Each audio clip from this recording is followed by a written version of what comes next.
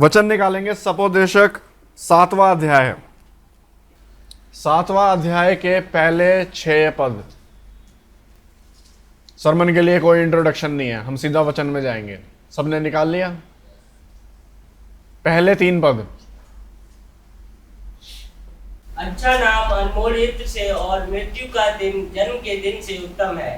भोज के घर जाने से शोक ही के घर जाना उत्तम है, क्योंकि सब मनुष्य का अंत यही है। और जो जीवित है वह मन लगाकर इस पर सोचेगा। हंसी से खेद उत्तम है, क्योंकि मुंह पर के शोक से मन उतरता है। यहां लिखा है अच्छा नाम इत्र से ज्यादा उत्तम है, और मृत्यु का दिन किससे ज्यादा उत्तम है? जन्म से। शाबाश, है ना? हाँ बिल्कुल, यही तो होता है। जन्म के दिन हमें पसंद थोड़ी आता है ना, हमें तो मृत्यु का दिन उत्तम लगता है ना? हमारे लिए अपोजिट है ना? लेकिन जिसने ये वचन लिखे हैं उसके लिए शायद उल्टा है। तो कैसे हो सकता है कि मृत्यु का दिन ज्यादा उत्तम है? ठीक है, अभी ये 3 पद हैं, और आगे तीसरे पद में लिखा है हंसी से ज्यादा खेद उत्तम है। खेद क्या होता है भाई? हाँ, इंग्लिश में लिखा है सौरो, दुख, दुख है ना, शोक। दूसरे पद में लिखा है भोज के घर जाने से अच्छा है कि शोक के घर चले जाओ। है ना? तो हम तो ऐसा ही सोचते हैं शायद, है ना? शौक के घर में काफी टाइम से नहीं गए, बहुत टाइम से हंस रहा हूं, आज दुख मनाना चाहता हूं। ये शब्द पढ़ के तो ऐसा लग रहा है कि दारू पीने वालों को पसंद आएंगे, है ना? दारू पीने के बाद ऐसी बातें होती हैं, लेकिन पता नहीं वचन में यहां कैसे आ गई ये सब बातें। ये पहले 3 पद हैं, अगले 3 पद हम पढ़ेंगे। बुद्धिमानों का मन शोक करने वालों के घर की ओर लगा रहता है, परंतु मूर्खों का मन आनंद करने वालों के घर लगा रहता है। मूर्खों के गीत सुनने से बुद्धिमान की गुंजी सुनना उत्तम है, क्योंकि मूर्ख की हंसी आदि के नीचे जलते हुए कांटों की चरचराहट के समान होती है, यह भी व्यर्थ है। तो यहां पे लिखा है चौथे पद में कि बुद्धिमानों का मन शौक करने वालों के घर की ओर लगा रहता है, और मूर्खों का मन आनंद करने वालों के घर लगा रहता है। तो कहने का मतलब जो आनंद के घर पाया जाता है वो कौन है? हाँ ठीक है, तो मतलब हम सब मूर्ख हैं।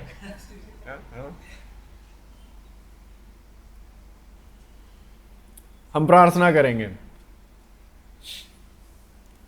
प्रभु जी, हम प्रार्थना में आपके पास आते हैं और मांगते हैं कि आप हमारी आंखें खोलिए, ताकि इस वचन को हम समझ पाएंगे और सीख सकेंगे। प्रभु जी, प्रार्थना करते हैं कि जो हमारे मन में गलत विश्वास और सोच रहती है वो आज बदल सके आपके वचन के द्वारा। प्रभु जी, आपकी आत्मा की सहायता की ज़रूरत है हम सबको इस वचन को पकड़ने में, यीशु मसीह के नाम से, आमीन। तो ऐसा कैसे हो सकता है?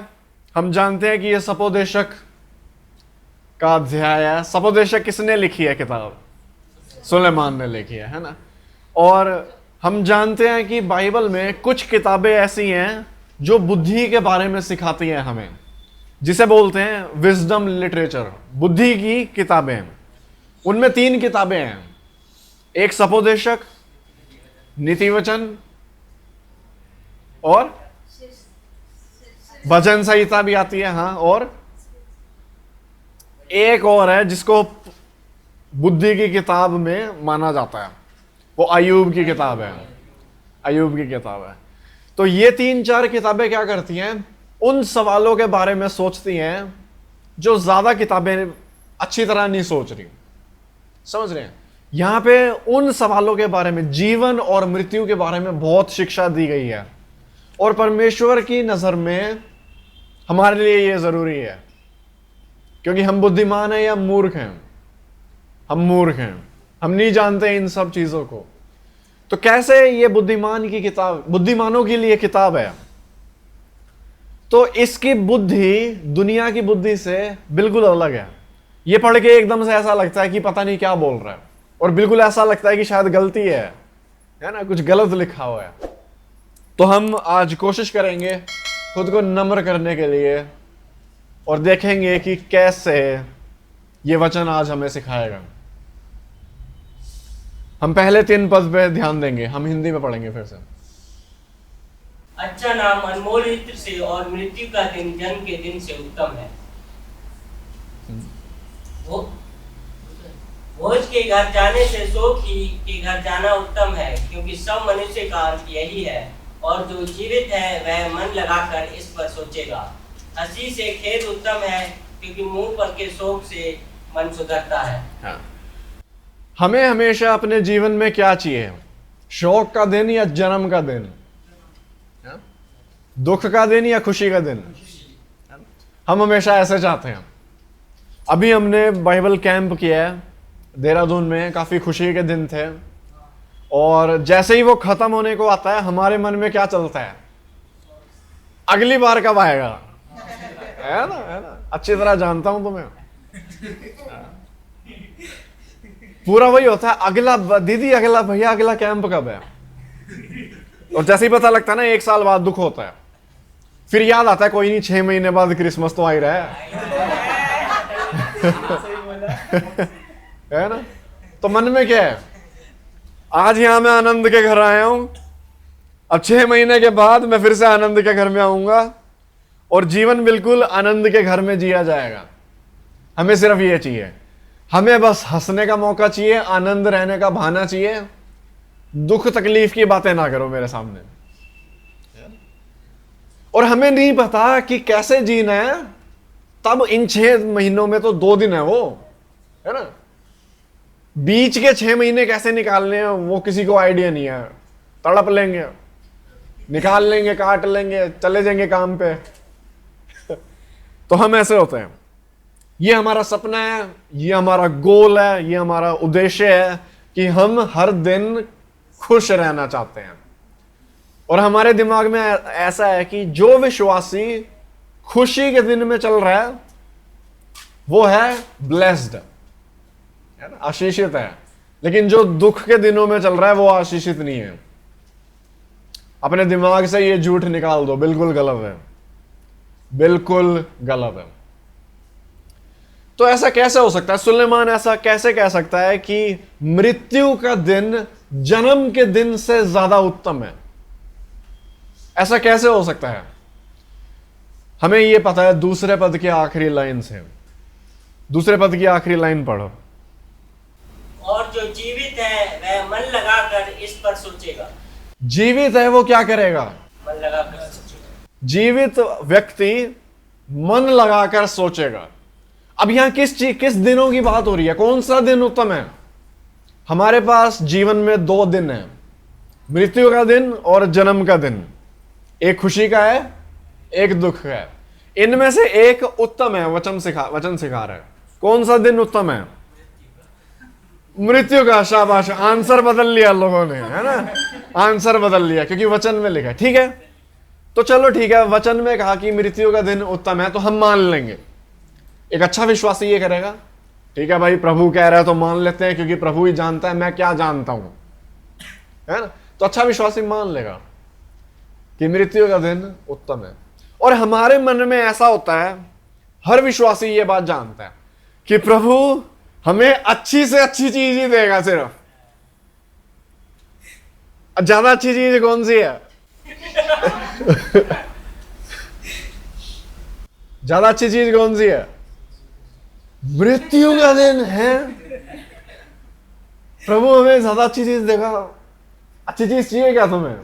हमारे मन में ऐसा नहीं है कि हमें मृत्यु के दिन, कहने का मतलब मृत्यु का और दुख का और शोक का कोई मकसद नहीं है हमारे दिमाग में। समझ पा रहे हैं? लेकिन वचन ये सिखाता है कि वो ज्यादा उत्तम है। उत्तम क्या होता है? अच्छा है, बेहतर है ना? वो ज्यादा बेहतर है। दूसरे पद में लिखा है क्यों बेहतर है? क्योंकि जो जीवित है वो मन लगाकर इस पे सोचेगा। अगर आज हम में से एक बंदा मरता है और हम उस घर में हैं जहां पे शोक मनाया जा रहा है, दुख मनाया जा रहा है, तो बाकी लोग क्या करेंगे? जो जीवित हैं वो क्या करेंगे? वो सोचेंगे।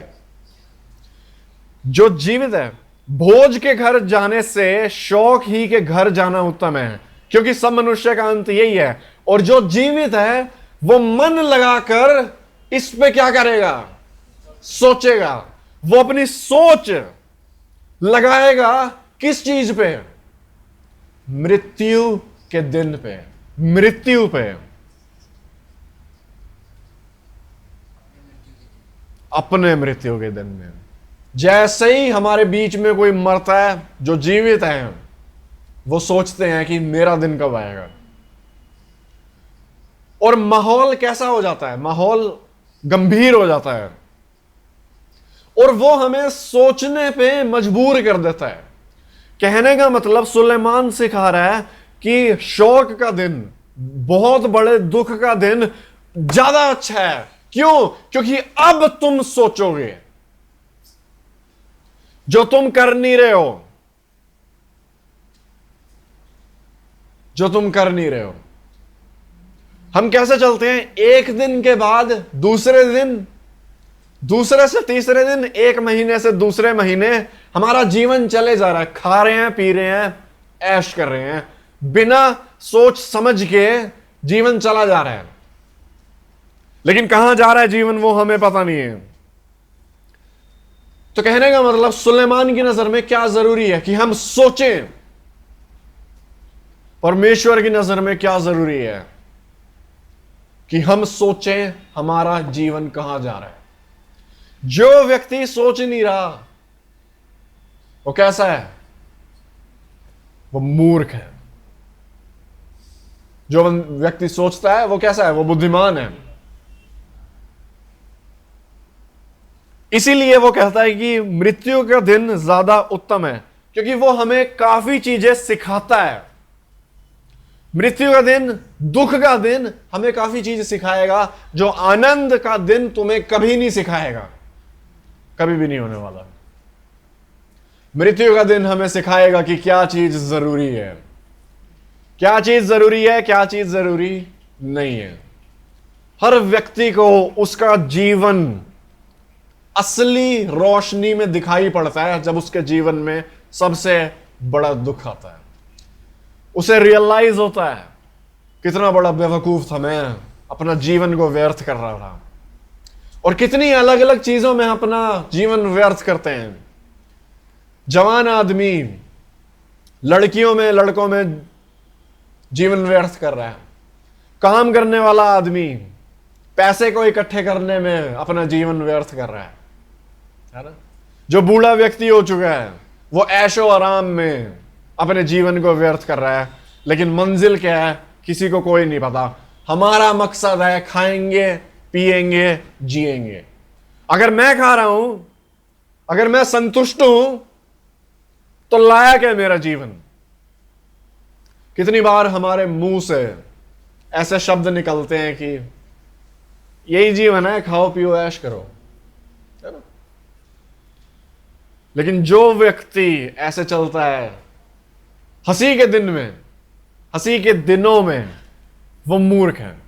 तो हमें मृत्यु का दिन सिखाता है कि क्या चीज ज्यादा जरूरी है। जरूरी है कि हम परमेश्वर के साथ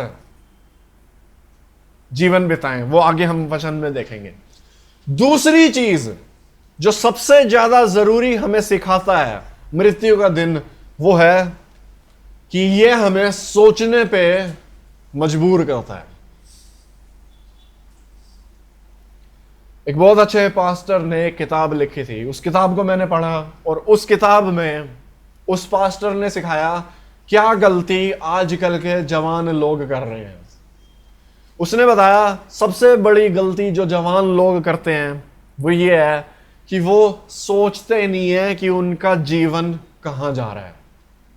बिना सोच के उनका जीवन चल रहा होता है। जो वो सामने रखोगे वो चल पड़ेंगे उस रास्ते पे, सोचा नहीं जाएगा कि कहां जा रहे हैं। लेकिन मैं तुम्हें बता रहा हूं, ये सिर्फ जवान आदमी के लिए सच नहीं है, ये तुम्हारे लिए भी सच है। जो बूढ़ा है, जो बड़ा है, जो उम्र में काफी आगे है, ये उसके लिए भी सच है। इंसान नहीं सोचता कि उसका रास्ता कहां जा रहा है। जो आज मैं काम कर रहा हूं उसका अंतिम नतीजा क्या आएगा हम नहीं सोचते। आज का रास्ता किस अंत तक जाएगा हमें फर्क नहीं पड़ता। हमें बस चाहिए कि आज के दिन मैं खुश रहूं, संतुष्ट रहूं। ये दो चीजें मेरे पास हैं तो मुझे किसी चीज की जरूरत नहीं है। और हम सोचते नहीं है, सोच विचार करते नहीं है। क्यों? क्योंकि हंसी के घर में मगन है, हंसी के घर में खो चुके हैं। और हंसी भी नशे की तरह होती है जब सोचना बंद हो गया। क्योंकि हर प्रकार का नशा तुम्हारे सोचने की क्षमता को खत्म कर देता है। तुम्हें बस वो नशा चाहिए ही चाहिए, उसके अलावा तुम्हें कुछ नहीं चाहिए। उसके लेने के पीछे तुम्हें कितने लोगों का दिल तोड़ना पड़े मंजूर है, फर्क नहीं पड़ता, लेकिन मुझे वो चीज चाहिए। लेकिन अंत क्या होएगा उस चीज का? सोचने की क्षमता अब रही नहीं है। बिल्कुल ऐसे जैसे हम सो रहे हैं लेकिन जाग नहीं पा रहे, जीवन जी रहे हैं लेकिन सोच नहीं रहे। जैसे हम ट्रेन की पटरी पे चल रहे हैं और उस पटरी से हट नहीं रहे, और ट्रेन आ रही है और हम हट पा नहीं रहे क्योंकि हम सोच नहीं रहे हैं। यह बहुत बड़ी समस्या है तुम में और मुझ में, आजकल की पीढ़ी में, आजकल की जनरेशन में, कि हम बिना सोच के जीवन जीते हैं। और इस चीज को तोड़ने के लिए सुलेमान कहता है तुम्हारा रोना उत्तम है। देख पा रहे हो कितना जरूरी है? क्योंकि अगर तुम्हें सोचने पे मजबूर नहीं किया, तुम नशे की तरह यह जीवन उड़ा दोगे। तुम्हें अगर प्रभु ने सोचने पे मजबूर नहीं किया, तुम व्यर्थता में जीवन बिताओगे और कभी असली सच्ची जरूरी चीजों पे समय और सोच नहीं बिताओगे। इसलिए यह जरूरी है। समझ में आ रहा है? अब प्रभु की तुम्हें वो साइड दिख रही होगी जिसके बारे में ज्यादा चर्चा होती ही नहीं। कहने कौन सी साइड? जो हमें सुधारती है ना? प्रभु क्या सिर्फ प्यार करने वाला है या सुधारने भी वाला है? प्रभु सुधारने भी वाला है।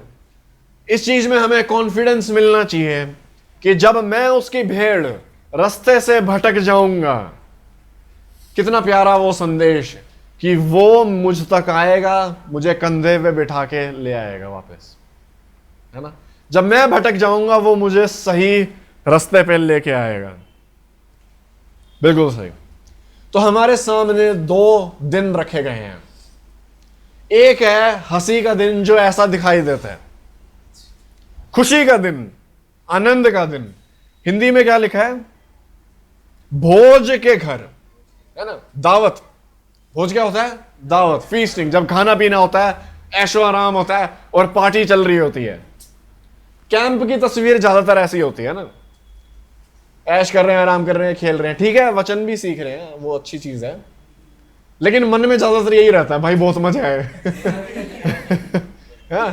कैंप में सीखा तो हाँ, सीख तो हर हफ्ते रहे हैं, मजे तो वहां पे किए थे असली, जो क्रिकेट खेला था, है ना? उस माहौल में फोटो खींची थी, अंश को कैमरा दिया था, भाई फोटो खींची यहाँ पे मेरे लिए। तो ऐसा होता है खुशी का दिन, ऐशो आराम का दिन।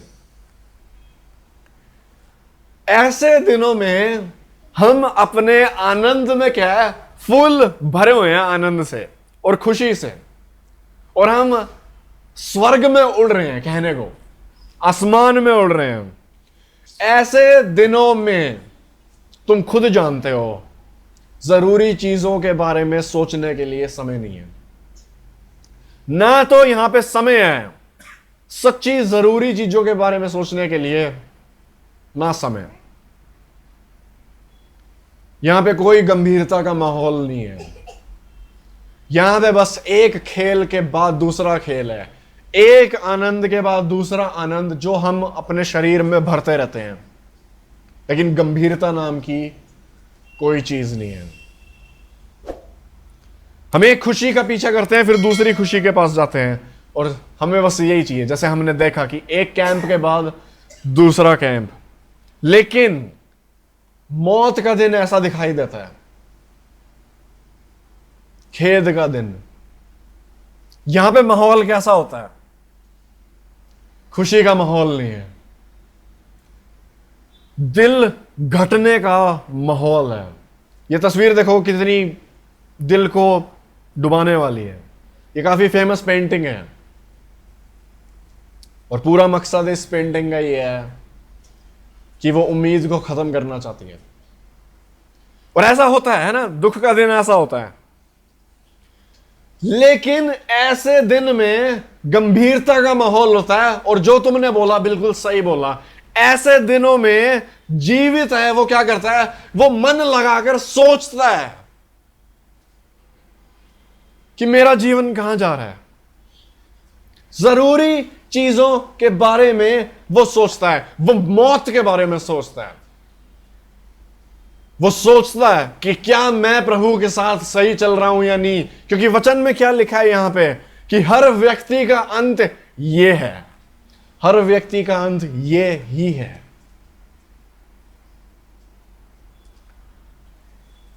कभी देखा है तुमने अपने जीवन में एक मरे हुए व्यक्ति को अपनी आंखों के सामने, जिसपे कपड़ा, सफेद कपड़ा रखा हुआ है,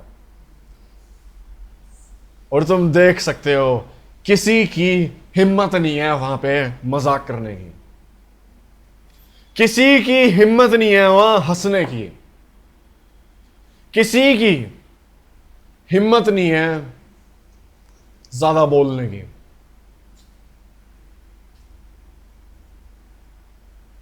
सुलेमान कह रहा है ये बेहतर है तुम्हारे लिए। ये बेहतर इसलिए है क्योंकि तुम उन मूर्खों की तरह जीवन जी रहे हो जो असली सच्चाई के बारे में सोचते नहीं है। असली सच्चाई क्या है? तुम भी मरोगे, मैं भी मरूंगा। हमें पसंद नहीं है ये सब चीजें। हमें आंख बंद करना पसंद है, इन विषयों पे बात करना पसंद नहीं है। अभी कुछ समय पहले मेरे पास एक दोस्त था। उस दोस्त ने मुझे बोला एक दिन कि भाई तू बहुत अच्छा प्रचार करता है। यह सुन के मुझे गुस्सा आ गया। गुस्सा मुझे इसलिए है क्योंकि उसके ये बोलने के पीछे था कि मेरे शब्द बोलने का तरीका अच्छा है, ना कि ये कि जो मैं संदेश दे रहा हूं वो वचन के आधार पे है। एक अच्छा प्रचारक वो होता है जो वचन के आधार पे सही वचन को बोले, चाहे तुतला के बोले, चाहे अटक अटक के बोले, चाहे गलत हिंदी या गलत अंग्रेजी में बोले, लेकिन सही बोले, शिक्षा सही दे। वो है अच्छा प्रचारक, ना कि वो जो लगातार बिना अटके बोले जा रहा है और सुनने में अच्छा लग रहा है, रोंगटे खड़े हो रहे हैं। तो जब उस दोस्त ने मुझे बोला कि तू बहुत अच्छा प्रचार करता है, उसके मन में था तेरे बोलने का तरीका अच्छा है, उसके मन में यह नहीं था कि जो संदेश दे रहा है वो सही है। तो मैंने गुस्से में उसे बोला, अरे मेरे को मत बोल कि मेरा प्रचार अच्छा है, मैं मर जाऊंगा एक दिन, तब किसका सुनेगा प्रचार। ये जीभ जो आज अच्छे शब्द बोल रही है ये मिट्टी में मिलेगी। वचन पे ध्यान दे, वचन की तारीफ करना सीख। उसका जवाब पता है क्या था? अरे क्या पुट्ठी बात कर रहा है, क्या उल्टी बात कर रहा है।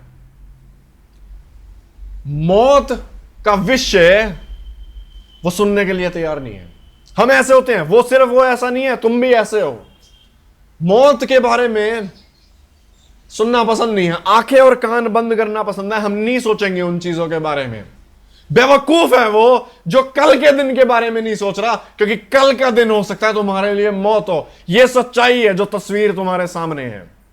वचन में लिखा है हर व्यक्ति का अंत यह है, और वो चाहता है कि तुम सोचो इस बारे में।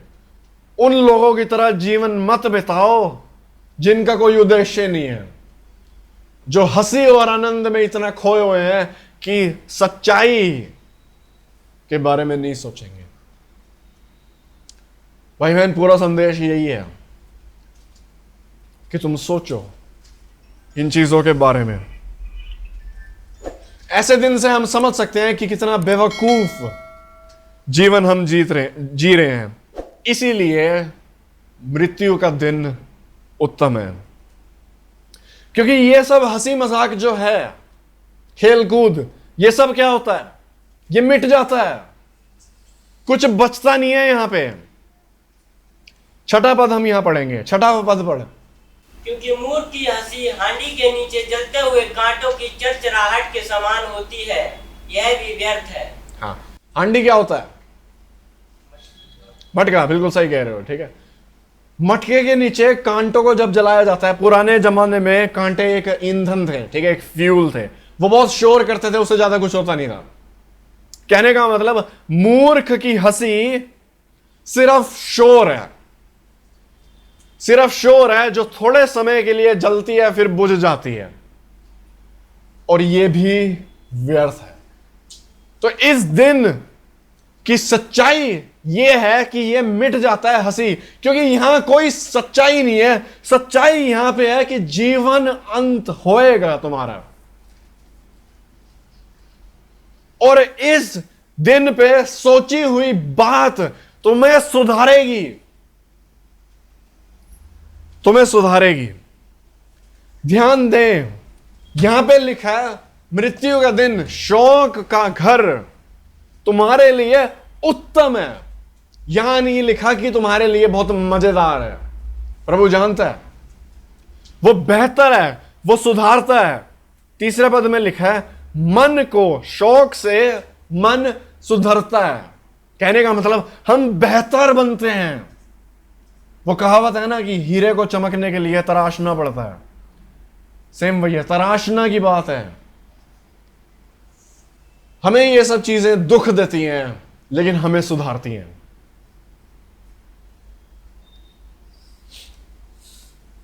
चाहे ये हमें पसंद नहीं आ रहा, इससे हमें प्रभु के बारे में क्या पता लगता है? क्या प्रभु सिर्फ वो है कि प्यार चुम्बन चुम्बन है, कुची कुची गु है? प्रभु सिर्फ ऐसा है क्या? जैसा हम हैं, हम ऐसे हैं अपने बच्चों के साथ, सिर्फ सहलाने वाले, बीच बीच में डांट देंगे क्योंकि डांटना चाहिए मां बाप को, लोग कहते हैं। अपने मन से निकाल दो कि प्रभु तुम्हारे जैसा है। प्रभु तुम्हारे जैसा बिल्कुल भी नहीं है। वो तुमसे प्यार करता है बहुत लाजवाब, लेकिन अपने उस प्यार में वो तुम्हें सुधारेगा, और ऐसे सुधारेगा जैसे तुम सुधरना नहीं चाहते, क्योंकि इसे ही कहते हैं सुधरना, इसे ही कहते हैं बेहतर बनाना।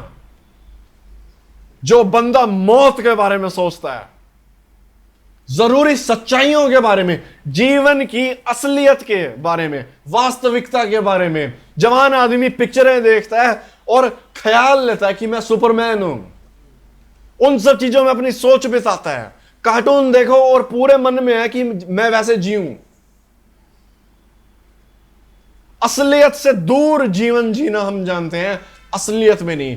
इसीलिए परमेश्वर हर चीज करेगा तुम्हें सोचने के लिए, मजबूर करने के लिए, और इसीलिए हर जीवन में उसने मृत्यु का दिन रखा है, शोक का दिन रखा है, ताकि उस दिन के द्वारा वो तुम्हें असली चीजों के बारे में खींचेगा। जो चीज ज्यादा जरूरी है उसके बारे में वो तुम्हें खींचेगा। वो दुख भेजेगा अपने समय में तुम्हारे जीवन में, ताकि तुम वैसे जियो जैसे वो चाहता है, वैसे जियो जैसे तुम परमेश्वर को जानते हो, जो कि ज्यादा जरूरी है। तो अब हमने देख लिया कि हम सोचने में मजबूर होते हैं, लेकिन वो विषय क्या है, किस चीज के बारे में हमें सोचने पे मजबूर करती है? मौत। हम पढ़ेंगे चौथा पद। बुद्धिमानों का मन शोक करने वालों के घर की ओर लगा रहता है, परंतु मूर्खों का मन आनंद करने वालों के घर लगा रहता है। बस, बुद्धिमानों का मन कहां पे लगा रहता है? शौक के घर में। मूर्खों का मन कहां लगा रहता है? आनंद करने, है ना? सही है, बिल्कुल सही। यहां लिखा है लगा रहता है। पहले यहां पे एक नया शब्द हमें दिया गया है, बुद्धिमान। बुद्धिमानों का मन। दुख के घर में लगा रहता है। शाबाश। बुद्धि एक ऐसी चीज है जो हमें बहुत पसंद है, जो हम बचपन से सुनते आए हैं, और प्रभु में आने के बाद हमें पता लगा अरे बुद्धि तो प्रभु देता है, इसीलिए हम बुद्धि मांगेंगे। तो मैं कह सकता हूं यहां पे शायद काफी लोगों ने बुद्धि के लिए प्रार्थना करी होगी अपने जीवन में। करिए कभी बुद्धि के लिए, प्रभु मैं बेवकूफ हूं, मुझे बुद्धि दो, है ना, जो कि बहुत अच्छी बात है। शाबाश। बुद्धिमानों का मन शौक करने वालों के घर की ओर लगा रहता है। बुद्धिमान अपने मन को लगाए रखेगा शौक के घर में। कहने का मतलब वो अपनी आंखें और दिमाग उस सच्चाई के ऊपर रखेगा जो असली है। वो सोचेगा इन चीजों के बारे में। वो अपनी आंखें बंद नहीं करेगा कि मैं नहीं सोचूंगा, मेरे को डर लगता है इन सब चीजों के बारे में सोचने से। लेकिन बुद्धिमान व्यक्ति जानता है कि जब उन चीजों के बारे में सोचा जाएगा, किन चीजों के बारे में, अनंत काल, मौत, प्रभु, सच्चाई, दुनिया, वचन, प्रार्थना, आत्मिक चीजें, वस्तुओं, स्वर्गीय वस्तुओं पे जो ध्यान लगाएगा, बुद्धिमान अपनी आंखें वहां पे रखता है, वो रखता है, वो हटने नहीं देगा, वो रखेगा खुद को वहां पे। हम बुद्धि के बारे में मांगते हैं, है ना, कभी सोचा है कि बुद्धि ऐसी दिखाई देती है?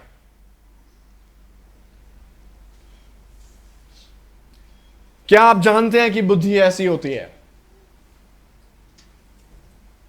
हमारे मन में बुद्धि का ये कंसेप्ट है, हम ऐसे सोचते हैं कि सही समय पे, सही घटना पे मैं सही निर्णय ले लूं तो मैं बुद्धिमान हूं, है ना, ये हमारी परिभाषा है। सही समय पे सही काम कर दो तो बुद्धिमान हो। ठीक है, ये बुद्धि का पार्ट है, मैं ये नहीं कह रहा कि ऐसा बुद्धिमान नहीं, बुद्धिमान में वो भी आता है।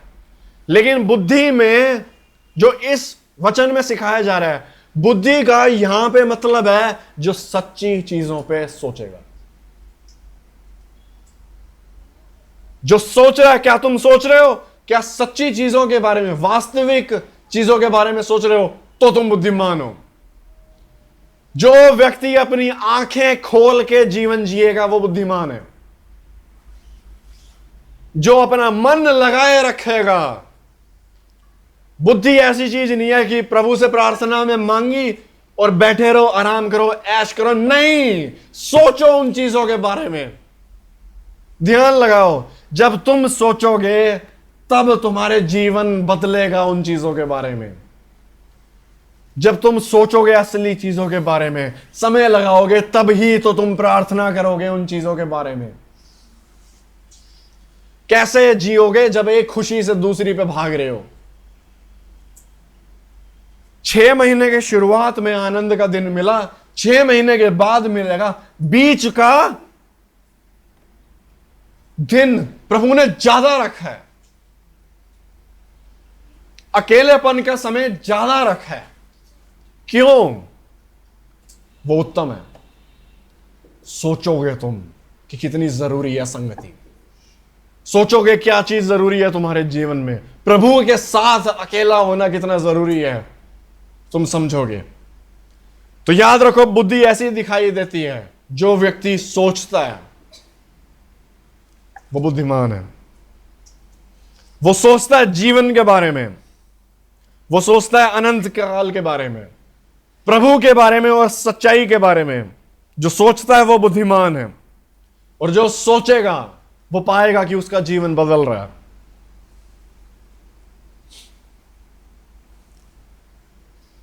अभी हमारे बीच में एक घटना हुई बहुत दुखी की। यहां पे राउज में बाढ़ आई, बेसमेंट में बच्चे मर गए। ये कहानी पता है तुम्हें? है ना? सोच के देखो वहां क्या हुआ होगा। जो बच्चे पैसा लगा के, राउज की कीमत है, फीस है 2 लाख, 2 लाख रुपए दे के पढ़ाई करने आए हैं, इस उम्मीद में एक दिन बड़ा व्यक्ति बनेंगे और अच्छी जीवन जिएंगे। और 7-8 लोगों की मौत होगी। न्यूज में बता रहे हैं 3 लोगों की मौत, लेकिन असली में लोग बता रहे हैं 7-8 लोग जो वहां पे थे, वो कह रहे हैं 7-8 लाशें मिली हैं। ठीक है, तो वहां माहौल कैसा होगा? काफी बच्चे मैं इमेजिन करूंगा वापस चले गए होंगे अपने माँ बाप के घर। काफी लोग सड़क पे आ चुके हैं जो अपनी आवाज को उठा रहे हैं कि गवर्नमेंट क्या कर रही है। जीवन ऐसा है। आंखें बंद मत करना। हम में से काफी ऐसे लोग हैं जो दर्दनाक मौत मरेंगे। हम में से काफी ऐसे लोग हैं जो बीमारी के हाथों मारे जाएंगे।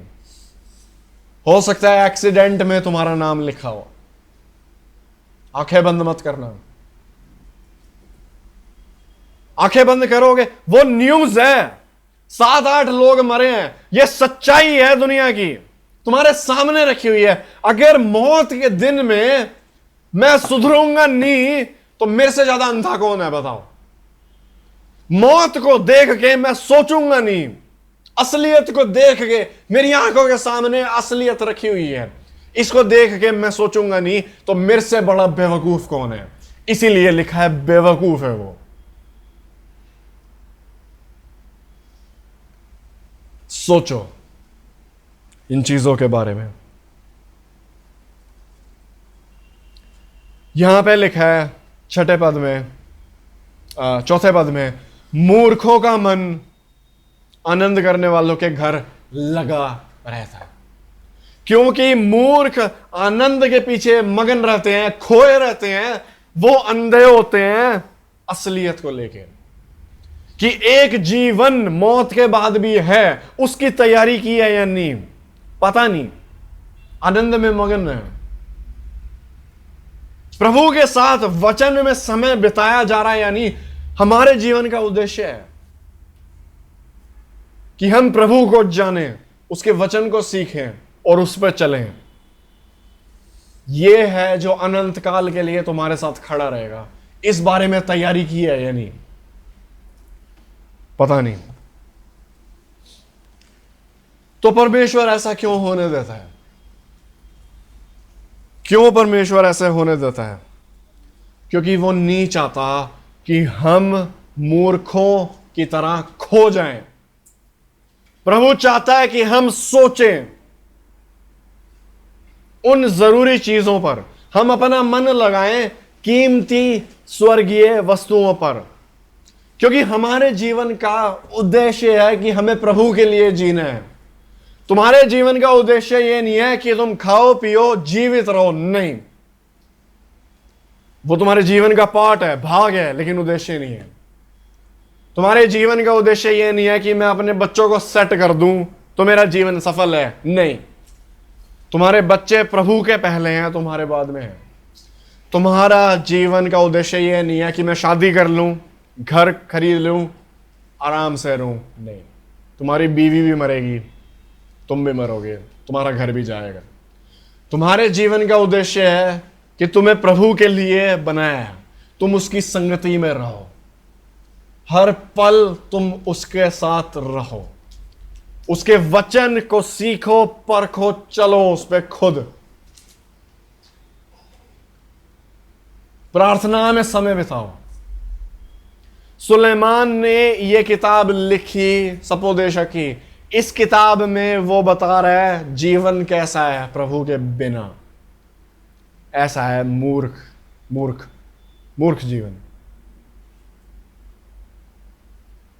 गंभीर बनो अपने आत्मिक जीवन में, सीरियस बनो। ये कोई खिलवाड़ की चीज नहीं है, ये प्रभु चाहता है हमसे। इसीलिए मौत का दिन ज्यादा उत्तम है। भाई बहन, हम अपनी आंखें जरूरी चीजों पे रखें, हम सोच विचार करें और हम जानें कि प्रभु ऐसा है, वो सुधारने वाला है, इसके पीछे उसका प्रेम है।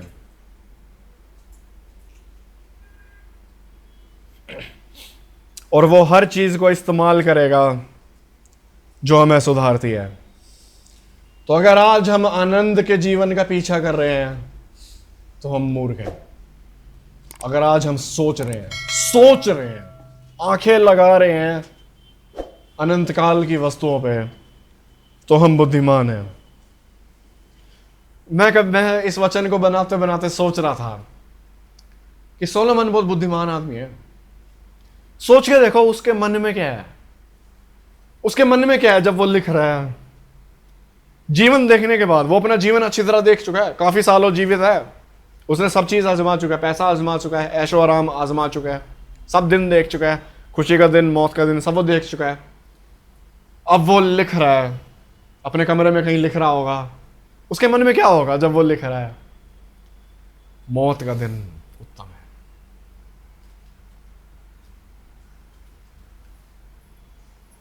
आनंद के घर से ज्यादा शौक का घर उत्तम है।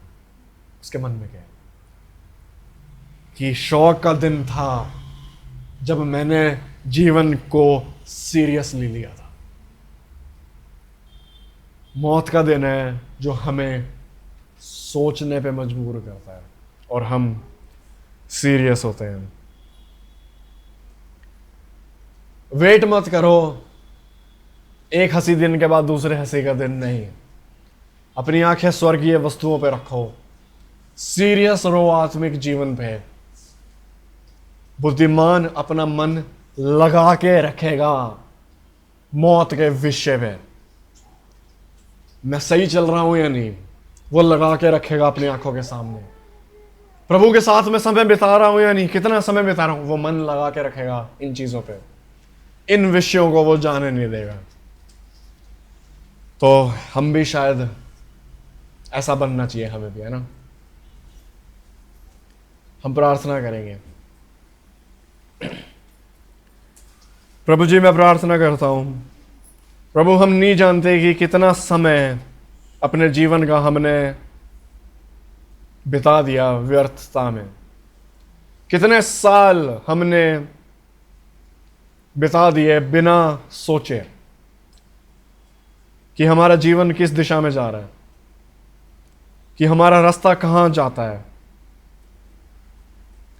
प्रभु आपकी इच्छा ये है कि हम बुद्धिमान बने और जरूरी चीजों के बारे में सोचें।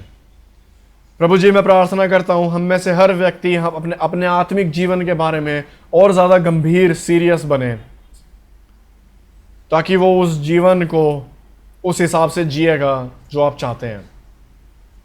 प्रभु, हम मूर्खों की तरह इस जीवन को ना जिए जो कभी सही काम नहीं करेंगे, जो सही जगह मन नहीं लगाएंगे। प्रभु जी, मैं चाहता हूं कि इस वचन को आप बार बार हमें याद दिलाइए ताकि हम सीरियस रहें। हम काफ़ी बार ठंडे होते हैं, गर्म होते हैं, फिर ठंडे हो जाते हैं। प्रभु, आप अपनी आत्मा के द्वारा हमें सोचने पे मजबूर कीजिए ताकि हम सही जिएं, ताकि हम प्रार्थना में और ज़्यादा बढ़ें, ताकि हम वचन को पढ़ें और आपके और नज़दीक आएं, और ये हमारे जीवन का उद्देश्य हो कि हम प्रभु के लिए जिएं। यीशु मसीह के नाम से आमीन।